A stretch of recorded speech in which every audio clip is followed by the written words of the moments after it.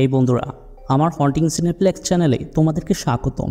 আজকের এই ভিডিওতে আমি এমন একটি মিস্ট্রিয়াস হরর মুভি এক্সপ্লেন করতে চলেছি, যেটিতে কোরিয়ার একটি গ্রামের সহজ সরল মানুষজন এক ভয়ানক শয়তানের ফাঁদে পড়ে সম্পূর্ণ নিজেদেরই অজান্তে।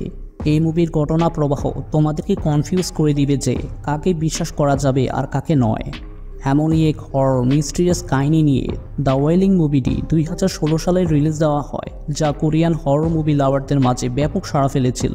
তাই haunting cineplex presents the wailing Bangla explanation. তুমি যদি হরর মিস্ট্রিয়াস মুভি দেখতে পছন্দ করো, তবে আমি রিকমেন্ড করব এই পুরো ভিডিওটি একদম শেষ পর্যন্ত দেখো। তবে আর দেরি না করে চলো শুরু করি। তো মুভির শুরুতে আমরা জাপানি একজন লোককে নদীর তীরে বসে মাছ ধরতে দেখি। পরের সিনে আমরা জংগু নামের একজন পুলিশ সার্জেন্টকে দেখতে পাই। সে খুবই অলস এবং ভীতু ধরনের মানুষ ছিল। একদিন গভীর রাতে হঠাৎ জংয়ের কাছে একটি মেসেজ আসে, যেখানে জং জানতে পারে গ্রামে তাদের কোনো এক প্রতিবেশীর ঘরে মার্ডার হয়েছে। কিলারও সেখানে ধরা পড়েছে। এরপর জং তাড়াতাড়ি ক্রাইম সিনে এসে দেখে খুনি লোকটি কোনো কথা বলছে না, যার নাম ছিল হিয়ং। হিয়ং চুপচাপ বসে ঝিমিয়ে যাচ্ছে। সে দেখতে বেশ অদ্ভুত ধরনের ছিল। লোকটির দুটি চোখ উল্টে রয়েছে, তার পুরো শরীরে র্যাশ ভরে গেছে। জং তার কলিগের মাধ্যমে জানতে পারে হিয়ং কোনো এক অজানা রোগে আক্রান্ত। তার ওয়াইফকে 20 বারের মতো ছুরি আঘাত করেছিল লোকটি, যার ফলে মহিলাটি মারা গেছে। তবে হিয়ং এসব কিছু করার পরেও সেখান থেকে পালিয়ে গেল না কেন? পুলিশ বুঝতে পারে লোকটি তার ওয়াইফকে অন্য কোনো জায়গায় নিয়ে মেরে ফেলেছিল। পুলিশ তখন মার্ডার স্পটে এসে দেখে সেখানে পড়ে থাকা রক্তের পাশে কিছু মৃত কাক পড়ে আছে। সেই সাথে অনেকগুলো মোমবাতিও জ্বলছে, যেন কিছুক্ষণ আগে কেউ এখানে কালো জাদু করেছিল। তারপর বনের ভেতরে আমরা ডিওক নামের একজন শিকারীকে দেখতে পাই। ডিওক ঢালু জায়গা থেকে শিকার করার সময় হঠাৎ পা পিছলে নিচে পড়ে যায়। এতে ডিওক অজ্ঞান হয়ে যায়। কিছুক্ষণ পরে ডিওক চোখ খোলার পরে দেখে একজন অর্ধ উলঙ্গ লোক বনের মধ্যে একটি হরিণকে মেরে সেই পশুটির কাঁচা মাংস চিবিয়ে খাচ্ছে, যেটা দেখে ডিওক ভীষণ ভয় পাচ্ছিল। এই জন্য ডিওক বনের কোনো একটি জায়গায় লুকিয়ে পড়ে। কিন্তু মাংস খেকো লোকটি অদ্ভুতভাবে ডিওকের উপস্থিতি বুঝতে পেরে ডিওকের ঠিক সামনে চলে আসে। লোকটির চোখগুলো তখন পুরোপুরি লাল ছিল। এদিকে গ্রামে একের পর এক মার্ডার রহস্যজনকভাবে ঘটেই চলেছে। পুলিশ জানতে পারে ইয়ংয়ের মতো গ্রামে একজন মহিলা তার পরিবারকে আগুন দিয়ে পুড়িয়ে খুন করেছে। জানা যায় মহিলাটি আগের দিন রাতে পাগল হয়ে নগ্ন অবস্থায় বাইরে ঘুরছিল। পুলিশ পরের দিন সকালে মহিলাটির লাশ অন্য একটি বাড়ির গাছের ডালে ঝুলে থাকা অবস্থায় দেখতে পায়। পুলিশ এই কেসের অটোপসি রিপোর্ট দেখে বেশ অবাক হয়ে যায়, কেননা রিপোর্ট অনুযায়ী খুনি মহিলাটি ও তার পরিবারের মৃত্যু ঘটেছে একটি ছুরির আঘাতে।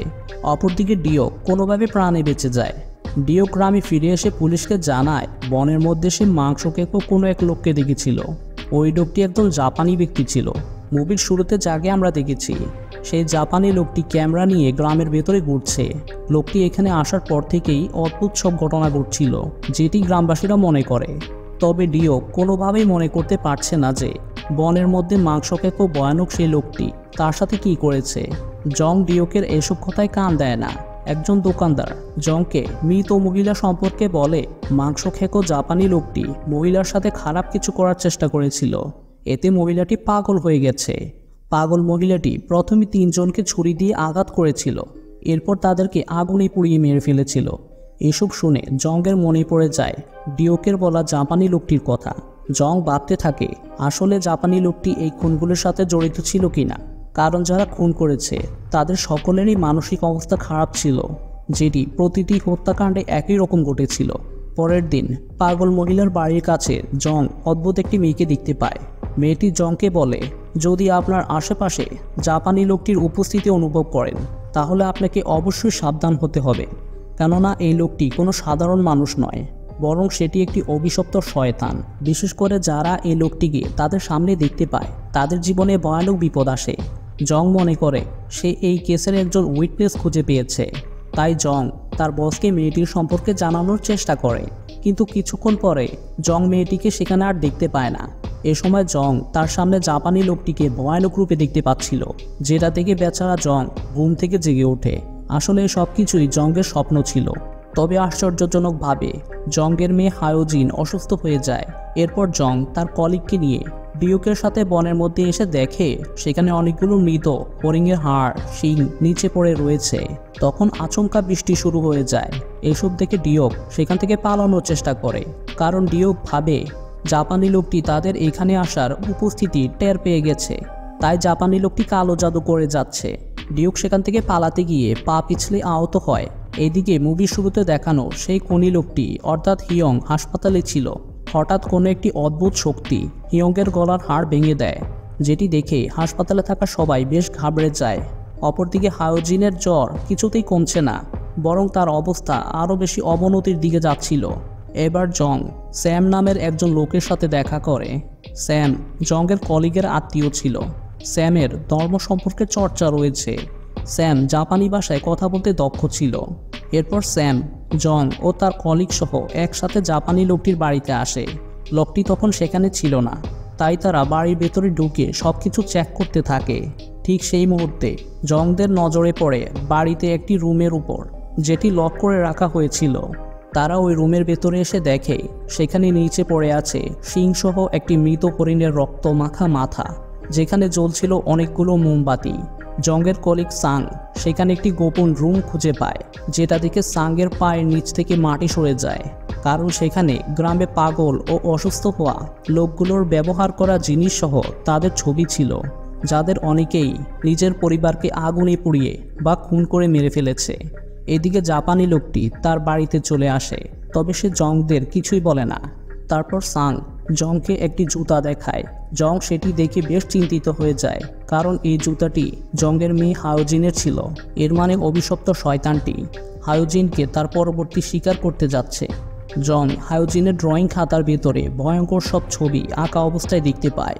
অন্যদিকে গ্রামে পার্ক জুন নামের একজন লোক তার ওয়াইফকে খুন করে পালিয়ে যায়, তবে লোকটির পচা তোলা লাশ জাপানি লোকটির গাড়িতে দেখা যায়। এর মানে পার্ক জুন অনেক আগে মারা গেছে। অভিশপ্ত স্পিরিটটি পার্ক জুনের রূপ ধারণ করে তার বাড়িতে ছিল। আসলে ওই স্পিরিটটি পার্ক জুনের ওয়াইফকে খুন করেছিল। জং বাধ্য হয়ে কিছু লোক নিয়ে জাপানি লোকটির বাড়িতে এসে পার্ক জুনকে অর্ধজীবিত অবস্থায় দেখতে পায়। পার্ক জুন জং সহ তার লোকদের ওপর অ্যাটাক করে। তখন জং ও তার লোকজন একটি ধারালো অস্ত্র দিয়ে পার্ককে আঘাত করে, কিন্তু পার্কের কিছুই হচ্ছিল না। কিছুক্ষণ পরে পার্কের শরীরের সবগুলো হাড় হঠাৎ করে ভেঙে যেতে থাকে। এতে পার্ক পুনরায় মৃত লাশে পরিণত হয়ে যায়। এসব দেখে জাপানি লোকটি ভয়ে পালিয়ে যাচ্ছিল। এ সময় জংয়ের গাড়ির কাচের উপরে আচমকা কিছু একটা পড়ার কারণে অনেক জোরে শব্দ হয়। জং তখন গাড়ি থেকে নেমে জাপানি লোকটিকে অর্ধমৃত অবস্থায় দেখতে পায়। জং তখন সুযোগ বুঝে জাপানি লোকটিকে একটি খাদের মধ্যে ফেলে দেয়। এই সব কিছু উপর থেকে রহস্যময় সেই অদ্ভুত মেয়েটি দেখছিল। জং মনে করে তার গ্রামে তখন আর কোনো বিপদ নেই। ঠিক তখন জংয়ের পরিচিত তান্ত্রিক ইল চিৎকার করে বলে অবশেষে ইঁদুর তার গর্তে পড়ে গেছে। এদিকে তান্ত্রিক ইল জংয়ের বাড়ির কাছে রহস্যময় মেয়েটিকে দেখে বেশ ভয় পাচ্ছিল। তান্ত্রিক ইল ভয়ে জংকে ফোন করে বলে, তুমি তাড়াতাড়ি হায়োজিনের কাছে চলে আসো, কেননা বাড়ির বাইরে থাকা অদ্ভুত সেই মেয়েটি আসলে একটি প্রেতাত্মা, যাকে জাপানি লোকটি বন্দি করার চেষ্টা করেছে।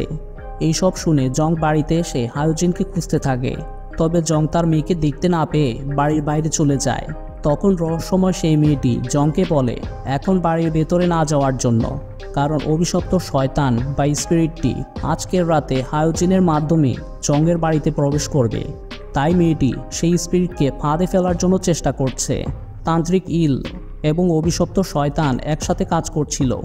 এই জন্য তান্ত্রিক ইল অবশ্যই জংকে তার মেয়ের কাছে যেতে বলছিল। অদ্ভুত মেয়েটি জংকে আরও জানায় একটি মোরগ 3 বার ডাকবে।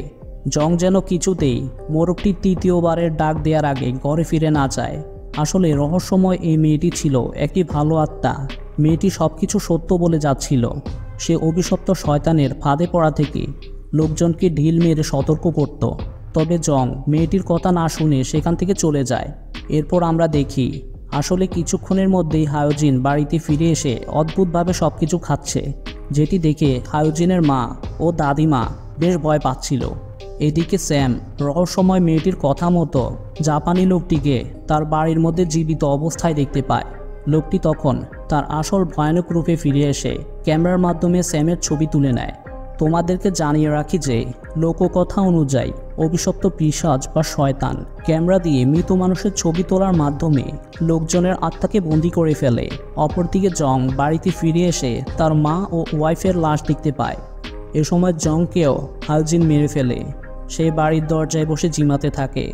তারপর দেখা যায় তান্ত্রিক ইলের কাছে মৃত সকল মানুষের এক কপি করে ছবি রয়েছে। এর মানে তান্ত্রিক ইল নিজের অলৌকিক শক্তি বৃদ্ধির লোভে পিশাচে বশ হওয়া লোকজনকে সুস্থ করে তোলার পরিবর্তে তাদেরকে আরও বেশি অসুস্থ করত, যাতে অভিশপ্ত শয়তান বা পিশাচ তার কাজ ভালোভাবে করতে পারে। এভাবেই মুভিটি শেষ হয়ে যায়। বন্ধুরা, আমাদের আজকের মুভি এক্সপ্লেইন ভিডিওটি আপনাদের কেমন লেগেছে তা অবশ্যই আমাদের কমেন্ট করে জানাবেন। ভিডিওটি ভালো লাগলে অবশ্যই একটি লাইক ও শেয়ার করবেন। আমাদের চ্যানেলে ভিজিট করে চ্যানেলে থাকা এইরকম আরও এক্সক্লুসিভ কন্টেন্টগুলো দেখতে পারেন। পরবর্তীতে আবারও ফিরে আসবো নতুন কোনো এক্সপ্লেইন ভিডিও নিয়ে। ততক্ষণ পর্যন্ত সবার সুস্বাস্থ্য কামনা করে আজ বিদায় নিচ্ছি। Good bye.